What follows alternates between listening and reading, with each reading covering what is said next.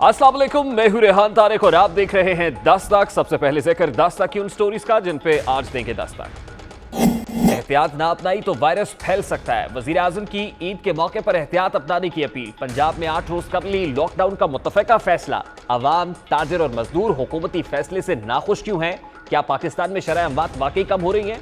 तस्करा करेंगे एक ऐसी बीमारी का जिससे रोजाना कोरोना से दुगने अफराद मर रहा है। विरासत के दर्जनों दावेदारों का लावारिस कराची। बारिश की बूंदों ने सियासी दर्जा हरारत में इजाफा कर दिया। कराची को महरूम क्यों रखा जा रहा है? और फिर मौलाना फजलुर रहमान के भाई की खिदमत वफाक ने वापस क्यों ले ली है?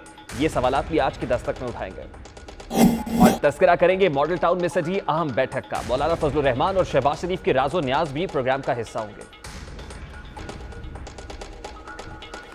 आम इंतखाबात 2018 की फातेह है, यानी पाकिस्तान तहरीक इंसाफ की हुकूमत को 2 साल मुकम्मल हो चुके हैं। अपनी हुकूमत के पहले साल तहरीक इंसाफ के पास खराब मईशत, महंगाई, बेरोजगारी का एक ही जवाब था कि ये सब उन्हें विरसे में मिला है। तहरीक इंसाफ अपनी हुकूमत के दूसरे साल में पहुंची तो जहां लोगों की मुश्किलात में इजाफा हुआ, अशियाए खुरोनोश आम आदमी की दस्तरस से बाहर हो गई, बेरोजगारी में होशरुबा इजाफा हुआ, वहीं रही सही कसर कोरोना वायरस ने पूरी कर दी। इस वक्त सियासी गहमा गहमी उरूज पर है। ऑपोजिशन जमातें एपीसी पर संजीदगी से गौर कर रही हैं। ऑपोजिशन जमातें भी सर जोड़कर बैठी हैं। सवाल बड़ा सादा सा है कि कौन सी जमात मैदान मारेगी? क्या पाकिस्तान तहरीक इंसाफ अपनी हुकूमत का दिफा करने में कामयाब हो जाएगी या फिर अवाम अपने वोट की ताकत से तब्दीली ले आएंगे? इसी सवाल का जवाब जानने के लिए चैनल 24 ने ऑफिस मुलाजमीन से इंतखाबात कराए। सिटी न्यूज नेटवर्क के स्टाफ ने अपनी पसंदीदा पार्टीज को वोट दिया। CNN मिड टर्म इंतखाबात में नून लीग ने मैदान मार लिया। इंतखाबी नताइज के मुताबिक लीग 42% वोटों के साथ पहले नंबर पर, PTI 30% वोटों के साथ दूसरे, जबकि पाकिस्तान पीपल्स पार्टी 14% वोट लेकर तीसरे नंबर पर रही। ये अवामी राय है। 6% लोगों ने किसी भी पार्टी को वोट नहीं दिया। MKM को 4%, तहरीक लब्बैक पाकिस्तान को 2%, जबकि MMA को 1% वोट मिले। वाज़ेह रहे कि 2 साल कबल दफ्तर में होने वाले इंतखाबात में तहरीक इंसाफ कामयाब हुई थी। यकीनन तहरीक इंसाफ की कारकर्दगी को इस वक्त कोरोना वायरस के तनाजुर में भी देखा जा रहा है। अवाम कोरोना वायरस से बचाव के लिए हुकूमती पॉलिसीज पर नजर रखे हुए हैं। ईद उल अजहा की बाबरकत सातें जूजू करीब आ रही हैं। मुल्क में कोरोना वायरस बढ़ने के खदशात का इजहार भी किया जा रहा है। आज हुकूमत पंजाब ने भी सूबे भर में 10 रोज के लिए मुकम्मल लॉकडाउन का ऐलान कर दिया है और इस नोटिफिकेशन के मुताबिक 5 अगस्त तक मार्केटों में सख्त लॉकडाउन रहेगा। ईद उल फितर वाले SOPs का निफाज भी होगा। ईद उल अजहा पर भी इनका निफाज होगा। मवेशी मंडियों में सख्त SOPs पर अमल दरामद कराया जाएगा। थिएटर्स, रेस्टोरेंट्स, तफरीही मकामात खोलने के लिए मुहर्रम के बाद मामला ज़ेरे बहस लाया जाएगा। मार्केटें बंद करने की तजवीज़ सूबाई वज़ीर सेहत डॉक्टर यास्मीन राशिद ने दी है, जिसे मुत्तफ़िका तौर पर मंजूर किया गया है और पंजाब हुकूमत की काबीना कमेटी बराए इंसदादे कोरोना ने फैसले की मंजूरी भी दे दी है। यही नहीं बल्कि सूबे में ईद उल अजहा पर सैर व सयाहत के लिए दूसरे शहरों और सूबों में जाने पर पाबंदी भी ज़ेरे गौर है और बकरा मंडियों के औकात कार भी महदूद करने पर गौर किए जा रहे हैं। मवेशी मंडियां अभी जिन औकात कार के लिए खुली हैं उन औकात कार पर भी नजरसानी की जा रही है। अब पंजाब हुकूमत के इस ऐलान को ताजिर बिरादरी मुस्तरद कर रही है। ताजिर रहनुमाओं के मुताबिक ईद से कबल लॉकडाउन करना यकीनन समझ से बालातर है। वो सवाल भी उठा रहे हैं कि हुकूमत पुरअमन ताजिरों को क्यों एहतजाज के रास्ते पर धकेलना चाहती है। हुकूमत की गलत हिकमत अमली और फैसले ही कोरोना को फैलाने का सबब बन सकते हैं। हुकूमत की कंफ्यूज पॉलिसियों पर यकीनन तनकीद की जा रही है। ताजिरों का मौक़िफ़ ये भी यकीनन दुरुस्त है क्योंकि माजी में वज़ीर आज़म लॉकडाउन के सख्त खिलाफ रहे हैं।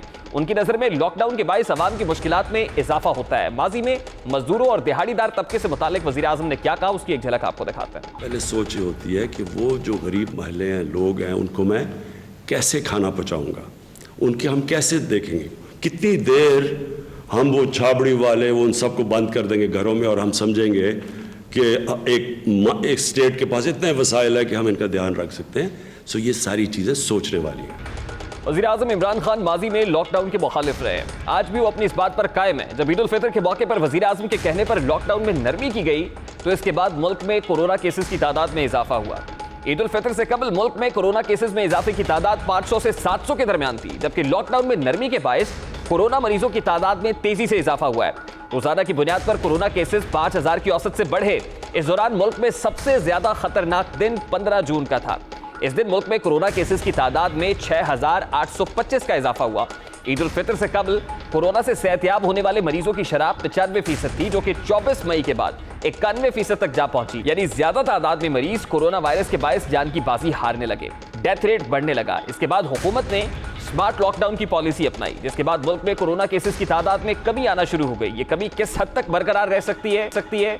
दुनिया भर में ऐसे ममालिक जहां कोरोना पर काबू पा लिया गया, वहां एक बार फिर वायरस सर उठा रहा है, यानी जिसको सेकंड वेव कहा जाता है, वो सेकंड वेव आ रही है। दुनिया एक बार फिर लॉकडाउन पर गौर कर रही है। इस वक्त पाकिस्तान को पब्लिक गैदरिंग के दो अहम मौके का सामना है। एक ईद उल अजहा के मौके पर कुर्बानी है। यकीनन मवेशी मंडियों में आमदोरफ्त से कोरोना वायरस के बढ़ने के खदशात अपनी जगह पर मौजूद है, जबकि ईद से 20 रोज के बाद मुहर्रम उल हराम का महीना है। इन दोनों महीनों के दौरान समाजी फासलों को बरकरार रखना नामुमकिन दिखाई देता है। आज भी वजीर आजम पाकिस्तान ने कौम से अपने खिताब में इन दोनों मौके पर एहतियाती पहलू लेने का मशवरा दिया है कि अगर अल्लाह ने करम कर दिया हमारे मुल्क में कि हमारे अब केसेस बिल्कुल नीचे चले गए हैं, तो अल्लाह का शुक्र करके ये समझ जाएं कि ये दो जो टाइम आ रहा है मुहर्रम का और बड़ी ईद का, कुर्बानी की ईद का, इसमें अगर हमने एहतियात ना की तो फिर हमारे केसेस ऊपर जा सकते हैं। वज़ीर आज़म पाकिस्तान तो एहतियात का मशवरा दे रहा है। वज़ीर आज़म खुश है कि मुल्क में कोरोना केसेस की तादाद में कमी वाक़ हो रही है, लेकिन आलमी माहिरीन का मानना है कि कोरोना वायरस की वबा से लड़ने के लिए दुरुस्त, काबिल भरोसा और फौरी डेटा जमा किए बगैर इस मरज़ के फैलाव को समझना और इसके खतरे को रोकने के लिए हिकमत अमली तैयार करना बहुत दुश्वार होगा। जून 2019 और जून 2020 के आदाद-ओ-शुमार में फर्क से पाकिस्तान में कोरोना मरीजों के डेटा पर सवालात उठाए जा रहे हैं। इसी हवाले से chief secretary Khyber Pakhtunkhwa doctor Kazim Niaz ने local government lady health workers के जरिए सूबे में अमवात की शरह का दुरुस्त जायजा लेने के लिए मरासला लिखा, क्योंकि वो मरीजों की तादाद में कमी से मुतमईन नहीं थे। यही सूरत हाल NCOC के इजलास में भी जेर बहस आई थी। सभी सवाल उठा रहे हैं कि यकदम कोरोना केसेस की तादाद में कमी क्यों हो रही है? क्या शहरी टेस्ट कराने से घबरा रहे हैं? क्या शहरी सरकारी सहूलियात से मुतमईन नहीं है और वो बीमारी की सूरत में भी घर में रहना पसंद करते हैं? या फिर कोरोना केसेस की तादाद में कमी महज अल्फाज का गोरख धंधा है? अब ये तो कोरोना केसेस की तादाद के हवाले से सवाल आते हैं, मगर हुकूमत ने अपने दावों के बरक्स ईद से कबल लॉकडाउन का ऐलान कर दिया है। इस अचानक ऐलान के बायस जहां शहरी इस्तराब में मुब्तला हैं, उनकी परेशानियों हुआ है, वहीं ताजिर बिरादरी भी अपने तहफ़्फ़ुज़ात का इजहार कर रही है। ताजिर बिरादरी के क्या तहफ़्फ़ुज़ात हैं, वो हुकूमती इक़दामात के खिलाफ क्यों हैं, हुकूमती इक़दामात से नाला क्यों दिखाई दे रहे हैं? इस पर बात करने के लिए इस वक्त सदर ऑल पाकिस्तान अंजुमन ताजरान अजमल बलोच हमारे साथ मौजूद हैं, उनसे बात करते हैं। बहुत बहुत शुक्रिया अजमल बलोच साहब आपके वक्त के लिए। आपने पंजाब हुकूमत का फैसला तो देख लिया है कि हुकूमत ने ईद उल अजहा से तकरीबन 9 रोज़ कबल छोटी और बड़ी मार्केट्स बंद करने का फैसला किया, और ये फैसला कोरोना केसेस बढ़ने के खतरे के पेश नजर किया गया है। इस फैसले को किस तरह से देखते हैं? बिस्मिल्लाहिर्रहमानिर्रहीम। शायद पंजाब हुकूमत को जिन्होंने मशवरा दिया है, वो सारा कोरोना जितना फैलना था वो आज फैल चुका है। अब ये बंद करे या न करे, अगर आज के दिन जितना कोरोना फैला है उसकी जिम्मेदार पंजाब हुकूमत होगी। इन्होंने ये नोटिफिकेशन जारी करके एक इतना जुल्म किया है कि लोगों ने समझा कि इसके बाद दुकानें बंद हो जाएंगी, तमाम बाजार भर गए हैं, लोग घरों से बाहर आ गए हैं। जो 4 दिनों में 5 दिनों में तकसीम होकर लोगों ने आना था, वो सारे के सारे मार्केटों में आ गए हैं, और सारा कोरोना अगर मौजूद था तो लपेट कर ले जा चुके हैं और ले जा भी रहे हैं। अच्छा अजमल बलोच साहब, इस पर हुकूमत का मौक़िफ़ ये है कि ईद उल फितर से कबल तकरीबन 500-600 केसेस अगर आ गए थे, तो ईद उल फितर के बिल्कुल बाद ऐसी स्पाइक आई है कि दिन में 5000 केसेस पर डे देखे गए हैं। तो इस खदशे के पेश नज़र, क्योंकि 2 अहम मौके हैं, 2 अहम जो मजहबी रसूमात हैं, ईद उल अजहा हो या फिर वो मुहर्रम उल हराम हो, तो उसके पेश नज़र हमें एहतियात अपनानी होगी। कोरोना भी गया नहीं है, तो हुकूमत का मौक़िफ़ इस पर बड़ा क्लियर है, और इस पर वज़ीर आज़म पाकिस्तान ने आज कौम से खिताब भी किया है। देखिए, पंजाब में कोरोना है, KPK में नहीं है, सिंध में नहीं है, बलूचिस्तान में नहीं है, आज़ाद कश्मीर में, वहाँ तो दुकानें रात 10-12 बजे तक खुली हैं। हमें समझ नहीं आई कि एकदम से पंजाब गवर्नमेंट को क्या हुआ। देखिए, ये बड़ा जुल्म है। एक तो इन्होंने अवाम के साथ ज्यादती की है कि अवाम आज सारी की सारी बाहर निकल आई है और बाजारों में मौजूद है। ये कोरोना, इस आज बहुत सारा कोरोना फैल जाना है जो बिल्कुल नहीं फैलना था। इस ईद पर इतना रश नहीं होता जिस तरह ईद उल फितर पे होता है। तो ये 4-5 दिनों में लोगों ने बड़े तकसीम होकर आना था, लेकिन मैं हैरान हूँ। अच्छा, इसी में एक और बात मैं कर लेता हूं कि अगर 50 लोग बस में सफ़र कर सकते हैं, 20 लोग वैगन में सफ़र कर सकते हैं बगैर किसी SOP के, बगैर किसी मास्क के, किसी कंडक्टर के हाथ में सैनिटाइजर होता है, टैक्सी में 4 लोग बैठे हैं, दुकान के अंदर मास्क पहनकर सैनिटाइजर इस्तेमाल करके 3 लोग खड़े नहीं हो सकते। ये अजीब मंतक है। इस मंतक की मुझे समझ नहीं आई है। ये किसी भी असल में प्रॉब्लम ये आ रहा है कि किसी लम्हे भी इन्होंने स्टेक होल्डर्स के साथ बैठ के मीटिंग नहीं की है। यकीन करें जितना टाइम ज्यादा देंगे इतना रश कम होगा, इतना हम कोरोना पे भी काबू पा सकते हैं और भूख पे भी।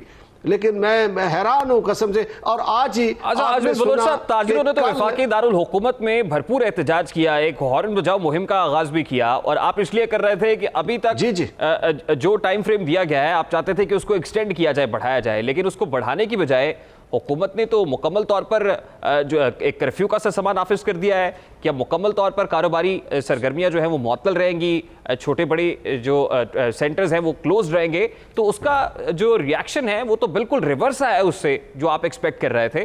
तो अब आपका इस पर क्या जो है रिएक्शन क्या होगा?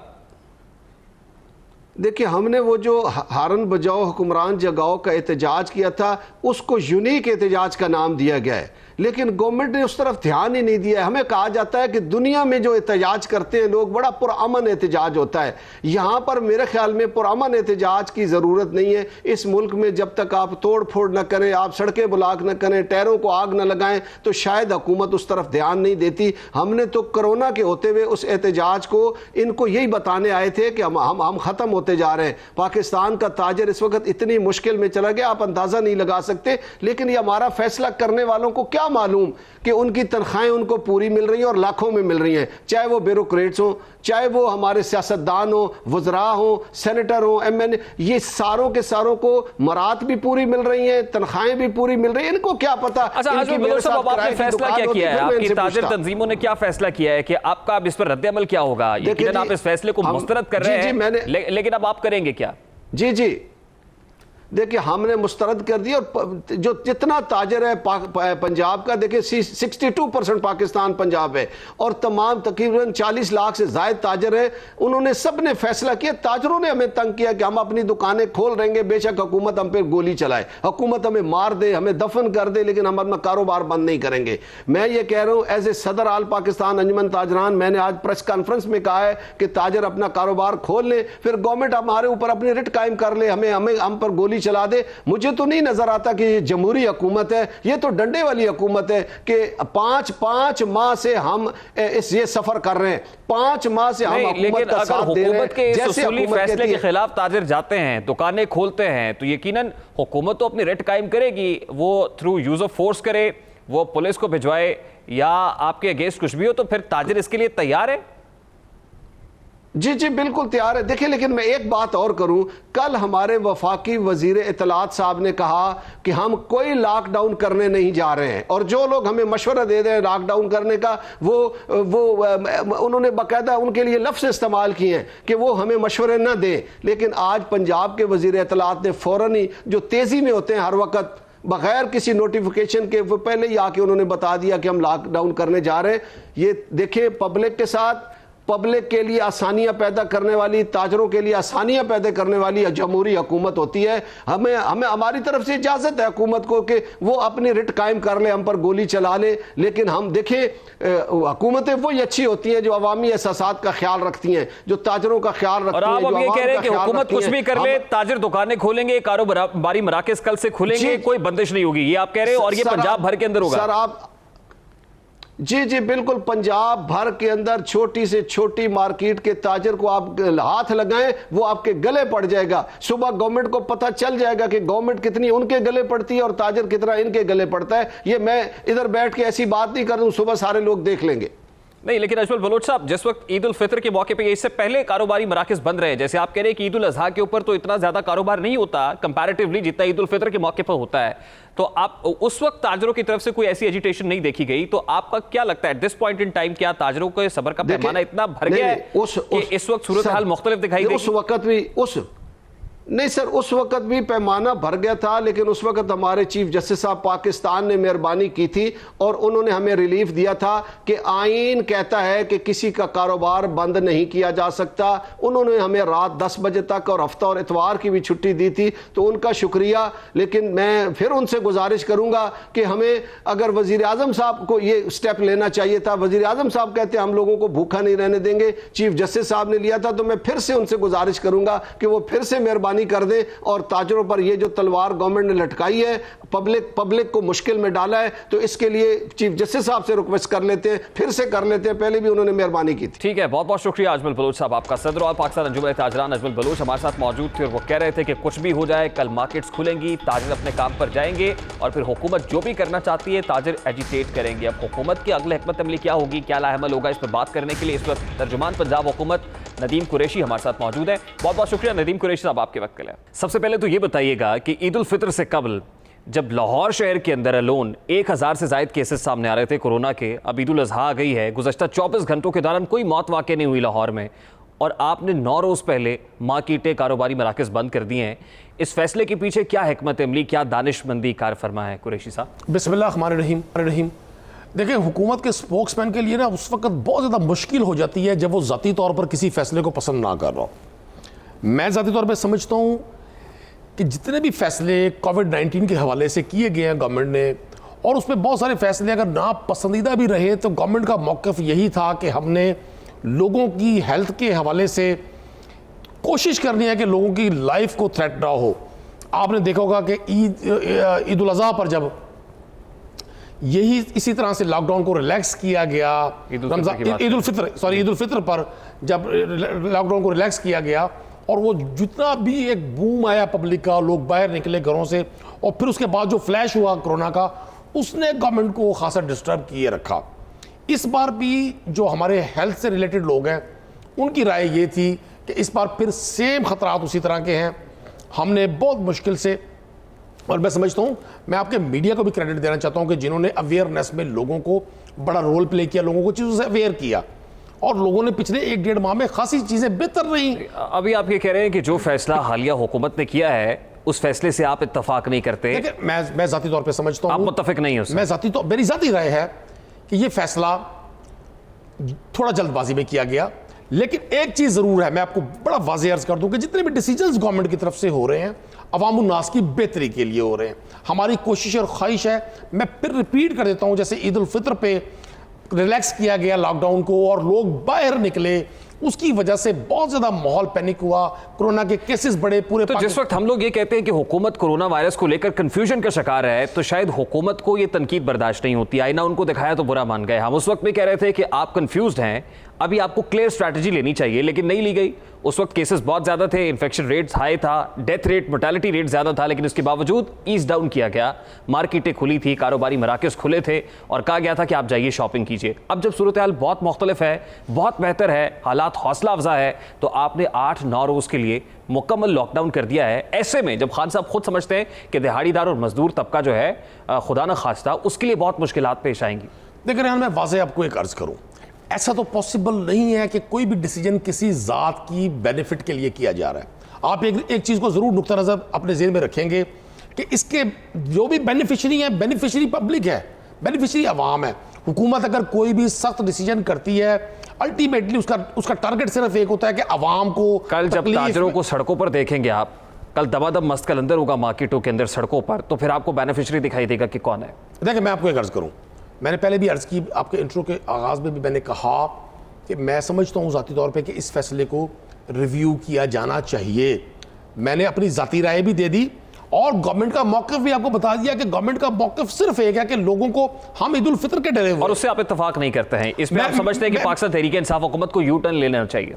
देखिए, अब आपने चूंकि अपने प्रोग्राम की रेटिंग बढ़ानी है, हालांकि होना ये चाहिए कि हम बैठकर सिर्फ अपनी गवर्नमेंट के हर फैसले को डिफेंड करें, लेकिन आपको पाकिस्तान तहरीक इंसाफ में ये कल्चर नजर आता होगा कि हम बहुत सारी बातों पर अपनी जाती राय भी रखते हैं। डेमोक्रेसी में बिल्कुल सही बात है, लेकिन माजरत के साथ आप इसको रेटिंग के साथ ना जोड़िए। मैं इसको आम आदमी के साथ जोड़ रहा हूँ, ताजर कम्युनिटी के साथ जोड़ रहा हूँ, मैं इसको मजदूर और दिहाड़ीदार के साथ जोड़ रहा हूँ, जिसका बहुत ज्यादा कंसर्न खान साहब को भी है और जिसका बहुत दर्द रखते हैं खान साहब, मैं उससे जोड़ रहा हूँ और आप इत्तेफाक करते हैं इससे। इसमें प्रोग्राम और रेटिंग पूरी दुनिया, पूरा पाकिस्तान के मुफक्किर उस वक्त, मुहक्किक और वो तमाम लोग जिन्होंने जिंदगी में हेल्थ के हवाले से एक लफ्ज़ भी नहीं पढ़ा होगा, इसी डिबेट में थे। गवर्नमेंट की तरफ तोपों का रुख किया हुआ था कि खान साहब ज्यादती कर रहे हैं, खान साहब को लॉकडाउन कर देना चाहिए।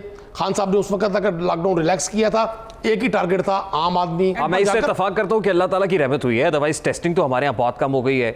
हमारे यहाँ रिकॉर्ड मेंटेनिंग भी उस तरह से नहीं है, रिकॉर्ड कीपिंग भी नहीं की जा रही। आप मुझे बताइए, जब आप ये कहते हैं कि मोर्टालिटी रेट बहुत कम हुआ है, तो आपको पता है एक्सेस डेथ्स कितनी हो रही हैं? देखिए, मैं आपको एक अर्ज करूं, आप किसी भी सूरत गवर्नमेंट के उस मैकेनिज्म से डिनाई नहीं कर सकते जो मैकेनिज्म गवर्नमेंट ने बनाया। आप क्या समझते हैं? अच्छा, आप मुझे बताइए कि टेस्टिंग कैपेसिटी कितनी पंजाब की और कितने टेस्ट किए जा रहे हैं सर? एक सवाल मैं भी पूछ सकता हूं आपसे, क्या हमारा हेल्थ सिस्टम इतनी कैपेसिटी रखता था कि इतनी बड़ी वबा को वो फेस कर सके? क्या हमारे यहाँ इतना काम था इस हवाले से? सब यही है ना कि जब सवाल पूछते हैं तो सवाल दर सवाल नहीं है, मुझे उसका जवाब दीजिए, क्योंकि public nation wants to know वाली बात है। बात यह है कि आपकी टेस्टिंग कैपेसिटी कितनी और कितने टेस्ट कर रहे थे, क्या आप उसके आदाद-ओ-शुमार पब्लिक के सामने रख सकते हैं? मैं बता रहा हूं आपको, बताइए सर। वो टेस्ट जो आगाज में 300 पर डे थे, वो 12,000 पर डे तक पहुंचे। मैं आगाज की तो बात ही नहीं कर रहा, मैं तो आज पूछ रहा हूं कि आपकी टेस्टिंग कैपेसिटी कितनी और आप कितने टेस्ट कर रहे हैं। जब WHO ने ये कहा कि 50,000 मिनिमम टेस्ट आपको डेली करने चाहिए, तो आज कितने टेस्ट हो रहे हैं सर? रान, देखिए, हमने खामखा टेस्टिंग की तरफ नहीं जाना। जो पेशेंट अपने आप को ये क्लेम करता है कि जी उसको किसी भी नोयत की अलामात हैं, सिम्टम्स है कोरोना की, तो उसके लिए टेस्ट की फैसिलिटी मौजूद है। मेरा तो सवाल आपसे बड़ा सादा है कि मैकेनिज्म क्या है? आपने कहा जो हॉस्पिटल में आएगा उसकी मौत वाकई हो जाएगी, वो आपके रिकॉर्ड का हिस्सा है, अदरवाइज रिकॉर्ड का हिस्सा नहीं। मैंने आपसे सवाल इब्तिदा में भी किया कि एक्सेस डेथ्स का आपके पास कोई रिकॉर्ड? हमारे पास हर उस डेथ का रिकॉर्ड मौजूद है जो किसी भी वजह से हो रही है। आपको पता है 24 आवर हमारा मैकेनिज्म चल रहा है और चीफ मिनिस्टर इसको सारी चीजों को खुद लुक आफ्टर कर रहे हैं। मॉडर्न वर्ल्ड को देख हुकूमत के इस फैसले से मुत्तफिक नहीं है, क्या हुकूमत से मुतालबा करते हैं कि फैसला वापस लिया जाए? मैं बिल्कुल, मैंने अपनी कैपेसिटी में, जब मुझे जिस वक्त आपके प्रोग्राम में आने से पहले पता चला कि ये नोटिफाई हुआ है, मैंने उसी वक्त जो मेरे अपने जराए हैं या जहां तक मेरी एक्सेस है, मैंने रिक्वेस्ट भी की है और मैं समझता हूं इस फैसले को रिव्यू होना चाहिए। कतन कोई ऐसी बात नहीं है। SOPs में रहते हुए अगर ताजर थर्सडे तक अपना बिजनेस करते हैं और SOPs पर अमल करते हैं, अवामुन्नास भी SOPs पर अमल करती है, तो इसमें कोई मज़ायका नहीं है। लेकिन जब डिसीजंस होते हैं तो डिसीजंस के साथ बहुत सारी चीज़ों को सामने लाकर बिल्कुल ठीक है। बहुत बहुत शुक्रिया नदीम कुरैशी साहब। तर्जुमान पंजाब हुकूमत नदीम कुरैशी हमारे साथ मौजूद थे। गुफ्तगू आपने सुनी है। एक जानिब हुकूमत कोरोना मरीजों की तादाद के हवाले से दुरुस्त आदाद-ओ-शुमार जारी नहीं कर सकी है, तो दूसरी जानिब एक और मरज मुल्क में तेजी से फैल रहा है। ये मरज पाकिस्तान के लिए कोरोना से ज्यादा खतरनाक साबित हो रहा है। जी हाँ, इस वक्त पाकिस्तानियों को कोरोना से ज्यादा खतरा हेपेटाइटिस से है। आलमी इदारा सेहत के मुताबिक 1.5 करोड़ पाकिस्तानी हेपेटाइटिस बी और सी का शिकार हैं, जबकि इस वक्त मुल्क भर में हेपेटाइटिस से रोजाना 300 से 325 अफराद जान की बाजी हार जाते हैं। अब यही नहीं, बल्कि पाकिस्तान में हेपेटाइटिस के मरीजों की तादाद में सालाना 10 से 15% इजाफा हो रहा है। इन मरीजों में से अक्सरियत को अपने मरज के बारे में इल्म ही नहीं होता है। WHO हर साल 28 जुलाई को हेपेटाइटिस से आगाही के लिए एक दिन मनाती है। रवा साल वर्ल्ड हेपेटाइटिस डे 2020 का मौजू गुमशुदा मिलियन की तलाश है, जिसका मतलब यह है कि दुनिया भर में तकरीबन 290 मिलियन या 29 करोड़ अफराद वायरल हेपेटाइटिस से मुतासर हैं और इस मरज के साथ जिंदगी गुजार रहे हैं। हेपेटाइटिस के आलमी दिन के मौके पर हमारा भी फर्ज है कि मुल्क में टेस्टिंग की सहूलियात फराहम की जाए, ताकि बर वक्त तशखीस के बाद मरीजों का इलाज किया जाए, उनको ट्रीटमेंट मुहैया किया जाए। अगर पाकिस्तान में वायरल हेपेटाइटिस से आगाही के लिए बाहमी ताउन से कोशिशें शुरू की जाए और लोगों को इस बीमारी की रोकथाम और बचाव के इकदाम से आगाह किया जाए, तो हेपेटाइटिस का खात्मा या फिर कंट्रोल मुमकिन है। इस बीमारी से बचाव के लिए ज़रूरी है कि लोगों में शऊर उजागर किया जाए, ताकि वो खुद और अपने अहले खाना को इस मुहलिक मरज से बचा सकें। आइए आज अहद करते हैं कि बच्चों को इस मरज से बचाने के लिए हिफाजती टीके लगवाएंगे और हाथ मिलाएं कि हम हेपेटाइटिस के फैलाव की वजूहात का तदारुक करेंगे और मरीजों करेंगे, उनकी स्क्रीनिंग कराएंगे। जैसे दुनिया 2023 तक हेपेटाइटिस के खात्मे के लिए सीधा सफ़र है, हम भी एक दूसरे से कांधा मिलाएंगे, एक दूसरे के साथ चलेंगे और वतन अजीज़ को इस मुहलिक बीमारी से निजात दिलाएंगे, क्योंकि खतरे की घंटी बजा रही है और माहिरीन सेहत कह रहे हैं कि कोरोना से बड़ा खतरा इस वक्त हेपेटाइटिस बी और सी का है। इस दुआ के साथ कि इस खतरे से हम लोग महफूज रहें, अहले खाना महफूज रहे, तमाम पाकिस्तान महफूज रहे। एक ब्रेक लेंगे और ब्रेक के बाद जब वापस आएंगे तो शहर कायद का रुख करेंगे। हमारे साथ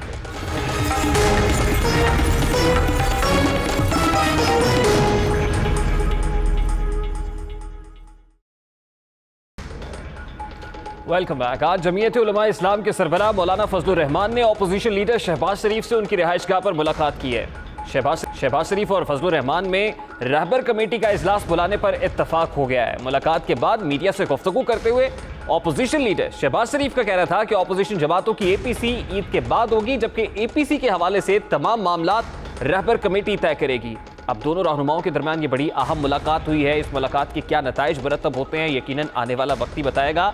और इस हवाले से जमीयत उलमा इस्लाम ने पहले भी धरना किया था, उसमें मौलाना फजलुर रहमान ने बार बार दो बड़ी जमातें जो अपोजिशन की हैं उन पर तहफ़्फ़ुज़ात का इजहार भी किया कि उनका जो किरदार होना चाहिए वो नहीं रहा है। लेकिन अब आगे चलकर क्या होता है ये तो वक्त ही बताएगा। रुख करते हैं शहर कायद का, यानी कराची का, रोशनियों का शहर, पाकिस्तान की तरक्की और खुशहाली का ज़ामिन शहर, जिसकी मेहनतों का सबर सारा पाकिस्तान खाता है। पाकिस्तान की तामीर में इस शहर का किरदार सबसे ज़्यादा है, मगर अब कराची तालाब का मंजर पेश कर रहा है, जिसकी सड़कों पर ताफुन बिखरा पड़ा है, जिसके नाले और गटर उबल कर शहर की सड़कों, घरों, तालीमी इदारों, यहाँ तक कि मसाजिद और बाजारों तक जा पहुंचे हैं। अब वो शहर जो गेटवे टू प्रोग्रेस है, जो पूरे पाकिस्तान को पालता है, उस शहर के मसाइल पर आज भी सियासत क्यों की जा रही है? उस शहर के बासी और उस शहर के मसाइल जो हैं वो रोलिंग स्टोन क्यों बने हुए हैं?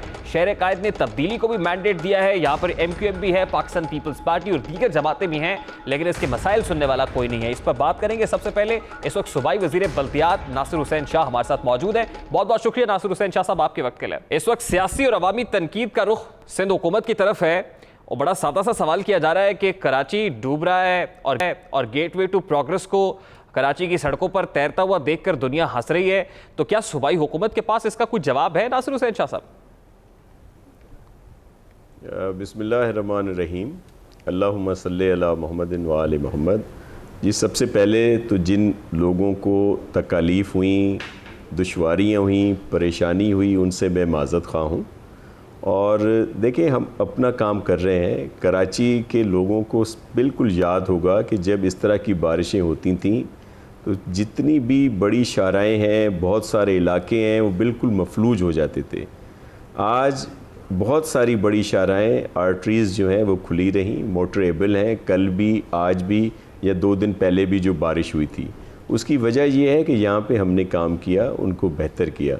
अगर कहीं पे बहुत ज़्यादा पानी जमा भी हुआ तो 2-2.5 घंटे के बाद वो पानी वहाँ से निकल गया। हर साल हम करोड़ों रुपए KMC को और इनको देते हैं सफाई के लिए। मदरसे की बच्चियां जो है वो फंस गई, उसके बाद रेस्क्यू का अमला वहाँ पर पहुंचा, उनको रेस्क्यू किया गया, फिर गाड़ियाँ तैरती रही पानी के अंदर, हम सब ने देखा है। अब एक बहुत बड़ी बहस शुरू हो जाती है। यकीनन इस वक्त कराची में पाकिस्तान तहरीक इंसाफ भी है, पाकिस्तान पीपल्स पार्टी है, वहाँ पर MQM है, बल्दियाती हुकूमत उनके पास है। सवाल ये किया जाता है कि NFC के तहत सिंध हुकूमत अपना शेयर तो लेती है, लेकिन PFC के तहत वो बल्दियाती नुमाइंदों को ट्रांसफ़र नहीं करती है। तो ये सवाल कितना राइट है और कितनी हक बजानिब है MQM ये सवाल उठाने में? देखिए, मैं आपको अर्ज़ करूं कि हम तो बहुत ज़्यादा सपोर्ट करते हैं इन इदारों को, और हालांकि पूरे पाकिस्तान में कहीं भी इलेक्टेड लोग नहीं हैं मौजूद। पंजाब में लोगों के 2 साल रहते थे इलेक्टेड लोगों को, उनको PTI की गवर्नमेंट ने चलता कर दिया और एडमिनिस्ट्रेटर लगा दिए। KP में 1 साल से ज़्यादा आया है, इलेक्शन नहीं हो रहे। बलूचिस्तान में भी यही हाल है। यहाँ पे बावजूद इसके कि मेयर कराची ज़ाहिर है पीपल्स पार्टी से ताल्लुक़ नहीं रखते, बहुत सी DMCs पीपल्स पार्टी की नहीं है, हैदराबाद कॉरपोरेशन की मेयर हमारे नहीं हैं, दीगर, लेकिन हमने इन इदारों को, इन इलेक्टेड लोगों को मुकम्मल तौर पर परफॉर्म करने के लिए मुकम्मल सपोर्ट की। जो SLGO 2013 के लिहाज से जो भी उसमें इनके इख्तियारात हैं वो इनको मिले हैं। बल्कि कराची में हम सबसे ज़्यादा फोकस करते हैं। लोकल गवर्नमेंट की जो स्कीम्स होती हैं वो 60% से ज़्यादा कराची बेस्ड है। हुकूमत को KMC को ट्रांसफ़र करना था, बल्दियाती नुमाइंदों तक पहुंचाना था, तो क्या सिंध हुकूमत अपनी परफॉर्मेंस से मुतमईन? ऐसा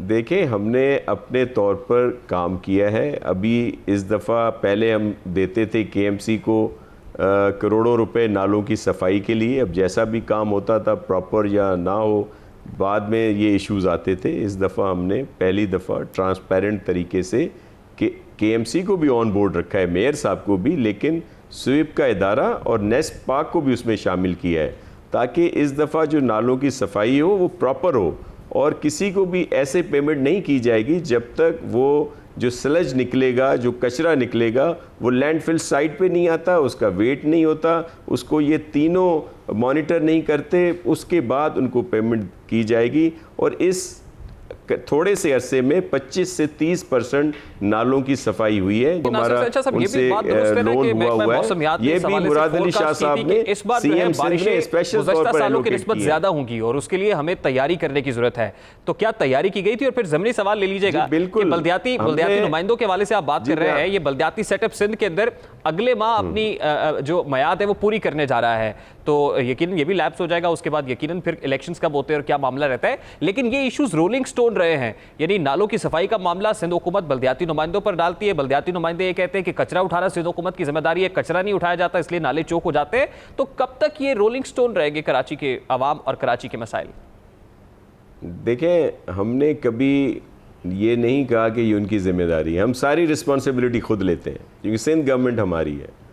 अगर कोई इदारा काम प्रॉपर नहीं करता, KMCO DMCO, वो भी हमारी जिम्मेदारी है। देखिए, कराची में कैंटोनमेंट के इलाके भी हैं, DHA भी है, लेकिन उनकी ज़िम्मेदारी भी हम लेते हैं। हम जहाँ भी कोई इस तरह की बात होगी हम ज़रूर उसकी ज़िम्मेदारी लेंगे, उसको बेहतर करेंगे।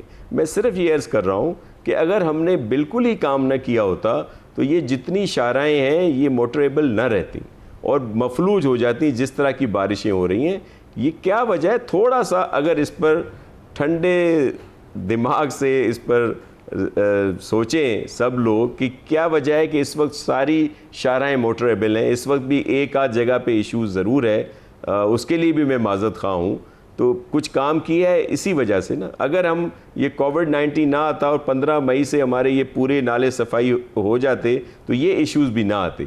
लेकिन इस वक्त हम काम कर रहे हैं और मैं आपके तवज्जुह से सबको ये यकीन दिलाता हूँ कि प्रॉपर तरीके से काम हो रहा है। अभी भी आपके प्रोग्राम के बाद मैंने जाना है उसी औरंगी नाले पे जिसकी शिकायत आ रही हैं, उस कश्मीर कॉलोनी में जो नशेबी उसमें इलाके में वाक़ है, जिसके कुछ घरों में पानी दाखिल हुआ। मैं उनसे माज़रत ख़्वाह हूँ और हम इंशाल्लाह उनको एकोमोडेट करेंगे जिन लोगों के भी जो नुकसान। ठीक है, बहुत बहुत शुक्रिया नासिर हुसैन शाह साहब आपके वक्त के लिए। सूबाई वज़ीर बल्दियात नासिर हुसैन शाह हमारे साथ मौजूद थे। गुफ्तगू आपने सुनी। इस वक्त सिंध असम्बली में कायदे हिज़्ब इख्तिलाफ फिरदौस शमीम नकवी हमारे साथ मौजूद है। बहुत बहुत शुक्रिया फिरदौस शमीम नकवी साहब आपका। अब मेरा बड़ा सादा सा सवाल है, मैं अगर आपसे पूछूंगा कि कराची में जो कुछ हो रहा है इसका रिस्पॉन्सिबल कौन है, तो आप कहेंगे कि सिंध हुकूमत रिस्पॉन्सिबल है। लेकिन कराची में यकीनन यहाँ से पाकिस्तान तहरीक इंसाफ को भी मैंडेट मिला है, यहाँ MQM भी है, बल्दियाती हुकूमत MQM के पास है, फिर सिंध हुकूमत है। यकीनन अगर आपसे मैं पूछूं बिला किसी मतलब इस पर सियासत के, तो आप क्या कहेंगे बतौर कराची का नुमाइंदा होने के कि इसका रिस्पॉन्सिबल कौन है? इन रियलिटी ये किसकी जिम्मेदारी है? मैं देखिए आपको बड़े स्ट्रेट, नाले कराची के बंद इसलिए कि उसके अंदर कूड़ा पड़ा हुआ है। कूड़ा उठाने की जिम्मेदारी सिंध सॉलिड वेस्ट मैनेजमेंट की। कराची के अंदर स्ट्रॉन्ग वाटर सिस्टम एग्जिस्ट नहीं करता, इसकी जिम्मेदारी स्ट्रॉन्ग वाटर सिस्टम की डेवलपमेंट की 2 इदारों के पास हो सकती है, या कराची म्युनिसिपल कॉरपोरेशन या Karachi development authority. Karachi development authority Sindh government के अंडर है, कराची म्युनिसिपल कॉरपोरेशन MQM के अंडर है। तो कराची म्युनिसिपल कॉरपोरेशन के मेयर के इख्तियारात जो पहले 2007 तक थे, अब वो 2013 के कानून में नहीं रहे। उसके लिए MQM के मेयर ने कितनी जद्दोजहद की, कितनी इम्प्रूवमेंट वो मैनेजमेंट में लाए, कितनी ट्रांसपेरेंसी गवर्नेंस में लाए, मैं समझता हूँ कि उन्हीं ने अपने ओहदे के हल्फ के साथ वफा नहीं की। और जिस तरह नेमतुल्लाह और मुस्तफ़ा कमाल साहब मुतहर्रिक नज़र आते थे निस्बतन इनके, वो सूरत हाल हमें वसीम अख्तर के ज़माने में नज़र नहीं। जहाँ तक हमें मैंडेट मिलने का ताल्लुक़ है, बिल्कुल दुरुस्त है और हम यही समझते हैं कि जब तक इसका बुनियादी मसला जो कि निज़ाम है वो दुरुस्त नहीं किया जाएगा, ये सही नहीं होगा। ठीक है मैंने फिरदौस इसी नकवी साहब, बड़ी बात आप कर रहे हैं क्योंकि एमक्यूएम आपके इत्तेहादी है और आप बरमला ये कह रहे हैं कि इस बार वसीम अख्तर साहब जो मेयर कराची हैं उनको जितना फाल होना चाहिए था, जितना मुतहर्रिक दिखाई देना चाहिए था, उतने मुतहर्रिक दिखाई नहीं दिए हैं। तो आपके ख्याल में जो फंड्स केएमसी को ट्रांसफ़र होते हैं नालों की सफाई के लिए, ये नुक्ता उठाया जाता है कि फ़ंड्स के ठीक इस्तेमाल के ऊपर बहुत सारे सवालिया निशान है कि वो फंड्स प्रॉपरली वहाँ लगते नहीं है कि जहाँ पर लगने चाहिए। तो क्या ये बात भी दुरुस्त है? मेरे ख्याल से केएमसी का ऑडिट होता है और अगर इसके अंदर जो बेकायदगियाँ हैं, मुझे तो ऑडिटर जनरल ऑफ सिंध के जिस तरीके से वो ऑडिट कर रहे हैं, मुझे तो उस पर भी बड़ा एतराज़ है। मैं समझता हूँ कि वो ऑडिट सही हो ही नहीं रहा और क्योंकि हम खुद देखते हैं, मैं यूसी का चेयरमैन भी रहा हूँ, ऑडिटर का डिपार्टमेंट भी जो है ऑडिट, इंटरनल ऑडिट और एक्सटर्नल ऑडिट दोनों जो है वो कायदे आज़म की तस्वीर पर बड़ा यकीन रखते हैं और अपना हिस्सा लेते हैं। और यही वजह है कि सिंध के हर ठेके में आधे पैसे जो हैं वो रिश्वतों में जाते हैं, जिसकी वजह से क्वालिटी ऑफ वर्क जो है वो सफ़र करता है। इसीलिए स्कूलों की छतें 3-3 साल में गिर जाती हैं, सड़कें हर बारिश में बह जाती हैं, नाले जो हैं वो टूट जाते हैं और सीवरेज लाइनें जो हैं वो पता नहीं कहाँ जाती हैं और मैनहोल जो हैं वो ज़मीन के अंदर धंस जाते हैं। इस पूरे सूबे के साथ और इस मुल्क के साथ करप्शन ने दीमक की तरह हमें चाट गई है और इस निज़ाम को दुरुस्त करने की बहुत शदीद ज़रूरत है, जिसमें रिस्पॉन्सिबिलिटी एंड अकाउंटेबिलिटी अथॉरिटी के साथ जिन इदारों के पास होनी चाहिए वहाँ हो और उनको अकाउंटेबल रखा जाए। ठीक है, बहुत बहुत शुक्रिया फिरदौस नईम नकवी साहब आपका। सिंध असम्बली में कायदे इस इख्तिलाफ फिरदौस नईम नकवी की गुफ्तगू आपने सुनी। सिंध के लोग इस वक्त यकीनन मुश्किलात से दो चार हैं। शहर कायद के बासी इस वक्त मदद के लिए पुकार रहे हैं, लेकिन मदद के लिए पुकार पर कोई लब्बैक नहीं कह रहा है, ना ही पाकिस्तान पीपल्स पार्टी, ना ही पाकिस्तान तहरीक इंसाफ और ना ही एमक्यूएम, जिनके पास बल्दियाती नुमाइंदगी है, बल्दियाती हुकूमत उनके पास है, बल्कि यहाँ के लोग और यहाँ के मसाइल रोलिंग स्टोन हैं और सिर्फ उन पर सियासत की जा रही है। इसके मसाइल कब होंगे यकीनन ये आने वाला वक्त ही बता सकता है। ये तो था आज का दस्तक। आपसे मुलाकात होगी कल। अपना रखिएगा ख्याल। अल्लाह हाफ़िज़।